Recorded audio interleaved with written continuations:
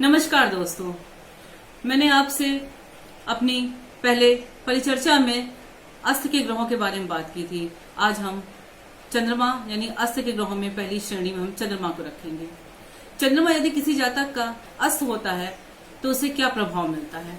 यदि अष्टमेश में चंद्रमा अस्त का हो जाता है तो वो प्रभाव से पीड़ित होता है, उसे लंबी बीमारी का शिकार होना पड़ता है।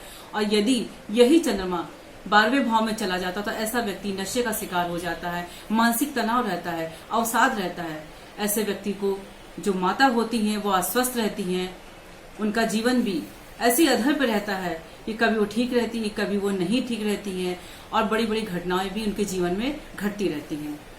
जातक का मंगल अस्त हो जाता है, जब उसकी अंतर्दशा आती है तो उसको नसों से संबंधित उसको तकलीफ हो जाती है, उसके शरीर का खून दूषित हो जाता है। यही मंगल जब छठे भाव में चला जाता है तो जातक को बहुत ज्यादा भयंकर बीमारी जैसे कैंसर जैसे भयानक रोग होने की आशंका बढ़ जाती है। यदि जब मंगल 12वें भाव में चला जाता है, ऐसे में दुर्घटनाएं लगी रहती हैं, कोर्ट कचहरी मुकदमे लगे रहते हैं। यदि इसका राहु केतु का संबंध हो गया तो जेल तक जाने के योग बन जाते हैं। यदि किसी जातक का बुध अस्त होता है तो इसकी अंतर्दशा में उसे मानसिक तनाव का सामना करना पड़ता है, चर्म रोग आदि देखे गए ये बीमारियां। और सबसे अधिक तो उसमें ये हो जाता है कि उनको नसों से नर्वस सिस्टम की बीमारियां बहुत अधिक हो जाती हैं और उनको दमा है, मानसिक अशांति है, अवसाद है, ये डिप्रेशन के मरीज हो जाते हैं। ऐसी अवस्था में उनको अपने इष्ट का हमेशा स्मरण करना चाहिए।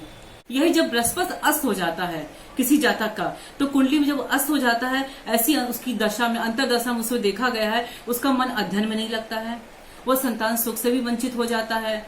और यदि इसका छठे से प्रभाव बढ़ जाता है, लीवर जैसी बीमारी देखी गई है, मधुमेह है, ज्वर है, ये सब बीमारियां उसको जातक को लगी रहती हैं। यदि अष्टम से इसका प्रभाव हो जाता है तो इसमें जातक में अजीब तरह से वो मानसिक रोगी टाइप का हो जाता है, अपने निर्णय लेने में वो सक्षम नहीं रह पाता है। और यही जब बृहस्पति 12वें भाव में जब जाके अस्त हो जाता है, मुकदमे, कोर्ट कचहरी, जेल जाना, नींद ना आना और जो भी निर्णय लेता है वो निर्णय हमेशा उसके गलत साबित हो जाते हैं और कोई भी इसकी बात पे विश्वास नहीं करता, ना कोई उसे सम्मान देता है। ये सब समस्याएं देखी गई हैं।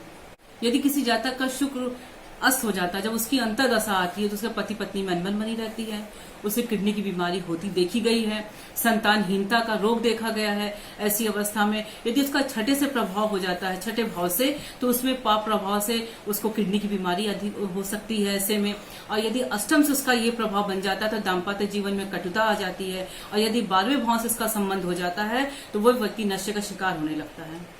यदि जन्म कुंडली में शनि अस्त हो जाता है तो ऐसी अवस्था में उसकी अंतर्दशा में उसे रीढ़ की बीमारियों का होने का भय रहता है, मानसिक अशांति रहती है, अवसाद अधिक हो जाता है। छठे भाव से उसका संबंध यदि हो जाता है तो उसे प्रभाव से तो उसके पेट में बीमारी, जोड़ों में दर्द, स्नायुओं में तकलीफ रहती है। 8वें भाव का संबंध हो जाता है तो उसकी जीवन तो उसके लंबा हो जाता है, परंतु दुर्घटनाएं, भयंकर आग, एक्सीडेंटल केस, इस तरह की चीजें उसमें देखी गई हैं। और यदि 12वें भाव से उसका संबंध हो जाता है तो उसमें सुख शांति छिन जाती है, मान प्रतिष्ठा समाज में बिल्कुल नहीं मिलती है, दाम्पत्य जीवन उसका कटु हो जाता है और यहाँ भी उनको कोर्ट कचहरी के चक्कर लगाने पड़ते हैं। यदि आपको मेरा ये अस्त के ग्रहों के विषय में ये वीडियो पसंद आया है तो लाइक कीजिए, शेयर कीजिए, सब्सक्राइब कीजिए। नमस्कार, धन्यवाद।